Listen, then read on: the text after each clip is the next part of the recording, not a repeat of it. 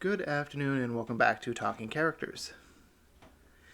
I have sitting alongside me a collection of books entitled The Von Richtton Monster Hunters Compendium.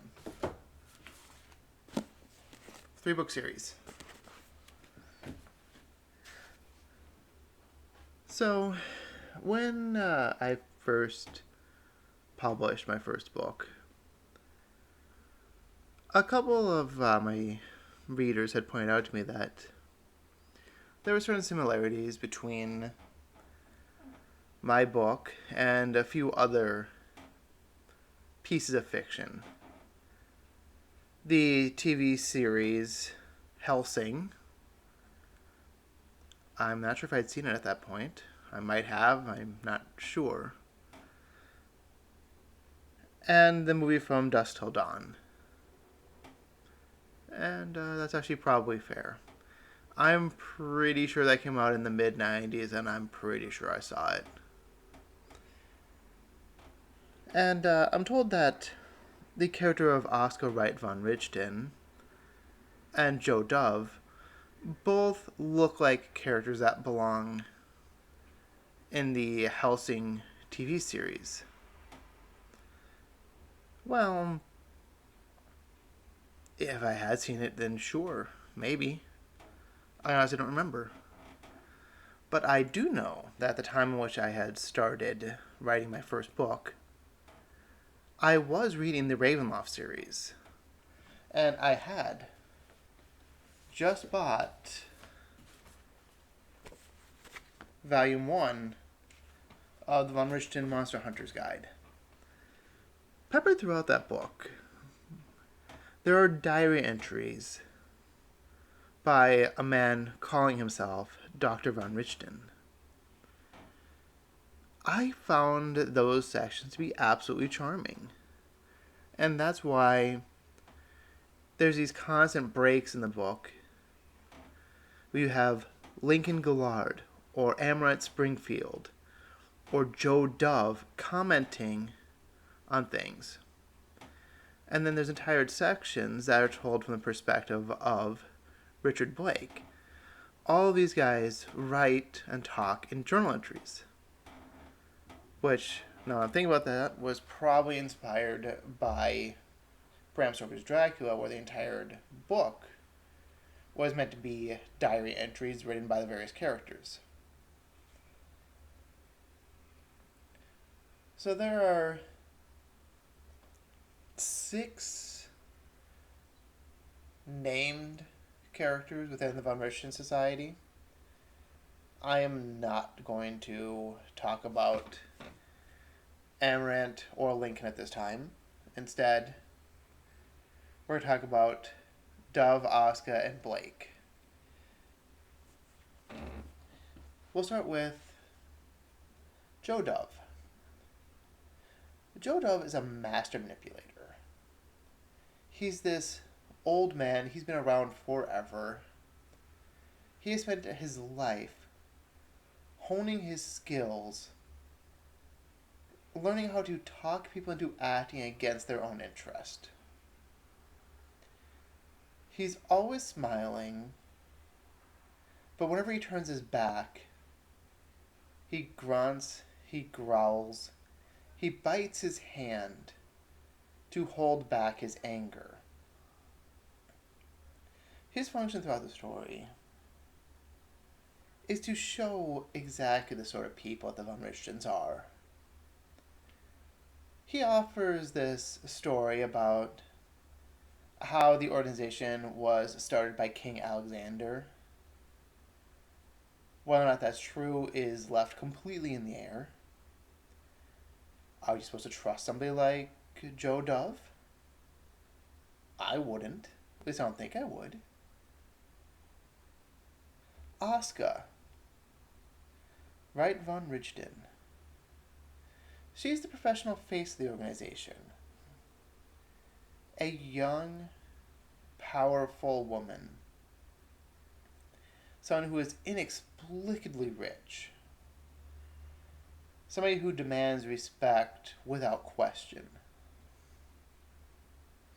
She supposedly has connections to people around the world, various organizations, various political parties, whatever it takes to gain the sort of influence that one would need in order to hide your members within police offices, courthouses, and hospitals around the world. The inspiration behind Aska was, I don't know, honestly. I want to say Margaret Thatcher, but I don't know if I knew who she was when I first started storyboarding. She was in the original cut of the book. She was the fifth person to speak, I think, throughout the series. Next was Richard Blake. Now, as the series continued, Blake ended up kind of becoming the outside man. The character who really doesn't understand the world that he's a part of. He, throughout his story, expresses having suffered a great deal of loss. Many of the people in this world have. That's a universal constant. He's then picked up by and brought into the Richtons. Blake is the first human in the story to exhibit supernatural powers. Blake is a clairsentient.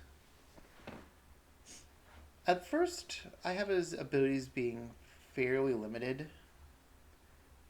He can see things just slightly outside of our reality. Then he starts demonstrating that he can see into the past to some extent.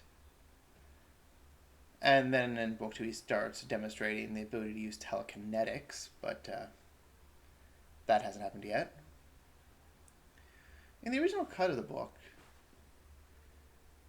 I had it set up so that Blake was appearing at the beginning of every fourth chapter.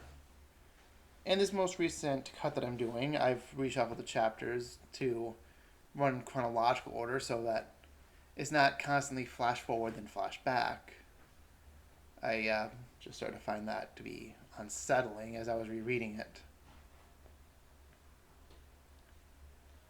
I suppose that the place that the Richton Society serves in the story is that there has always been magic. But there have been people who have dedicated their lives making sure that only the elite get to use it. You know, as I'm getting older, I'm starting to suspect that there might actually be something like that. There might actually be this concerted effort to keep money, power, and influence in the hands of a very small group of people. As a skeptic, I don't accept this, but as an author, what an interesting concept. If you already have power, how hard is it to hide more of it? If you already have influence, do you naturally just keep gaining more? If you don't have these things, how do you get them? I think that that's going to be enough today for talking characters.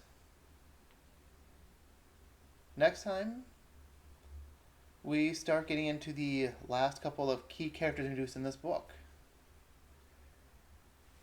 Richard Blake. Charlie Belmont, Lance Jacob, L. Driver, and Snake Gex. Thank you very much. Have a good day.